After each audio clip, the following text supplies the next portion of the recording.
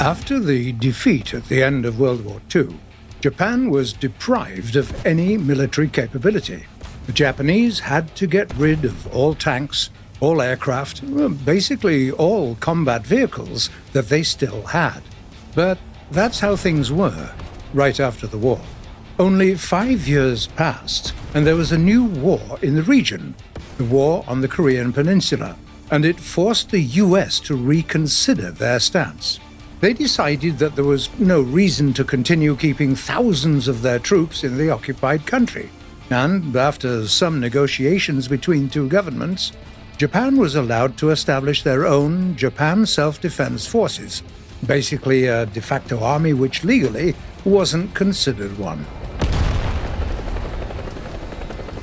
As most combat vehicles that were once used by Japanese military were scrapped or destroyed, the tankers of the fledgling army had to rely on American Shermans and Chaffees.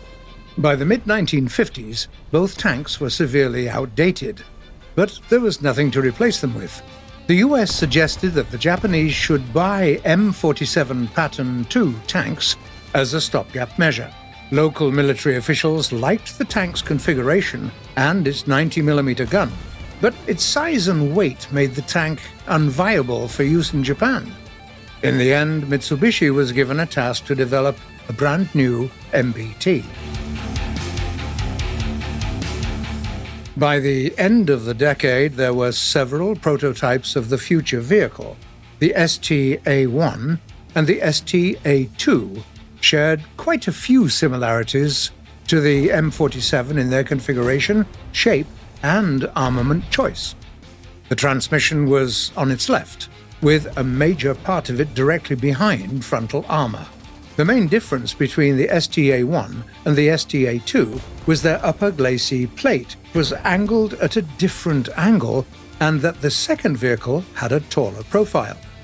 The changes made to the STA-3 were more substantial, including a new transmission, a slightly different gun of the same caliber, new optics, and a new auto-loading system which, after thorough testing, was deemed too unreliable and too expensive. As a result, the final prototype of the new tank, the STA-4, had no autoloader, but it received a new commander cupola and a few minor improvements. By 1961, the STA-4 was chosen as the production model and entered the service as the Type 61.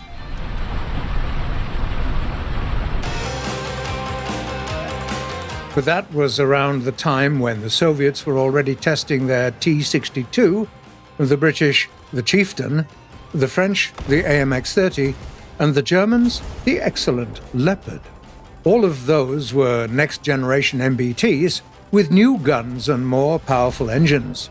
The brand new Type 61, barely out of the factory, seemed outdated in comparison. And so the Japanese turned to Mitsubishi once again to develop a more advanced successor. The first prototype of the new vehicle, the STB-1, was ready by the end of the 1960s. It was very much in line with global trends, with a stabilized British L7 cannon, a 750 horsepower engine, and also with a locally designed hydro-pneumatic suspension, allowing the crew to change the ground clearance on the fly. The engineers also intended to equip the tank with an auto-loader and a remote-controlled anti-air machine gun, but both of those features were eventually dropped to keep the costs as low as possible. The final prototype of the tank was accepted into service in 1974 as the Type 74 MBT, and its variations are still being used by the JSDF. In the 1990s, the Japanese developed the last tanks of the series of the G variant, equipped with thermal sights and a laser warning system, but they never made it into production. Sadly, the Type 64 followed in the predecessor's footsteps. It was a decent tank all round, but it had a hard time keeping up with technological advances of the world.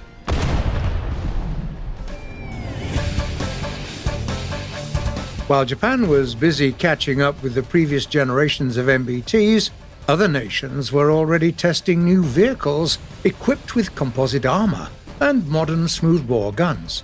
But then, the Japanese managed to close the distance with a single mighty leap by introducing the STC project, intended to replace the Type 74. The new vehicle, which was in development throughout the 1980s, was an attempt to integrate the best features of contemporary Western tanks into something that was essentially a new, completely indigenous tank design.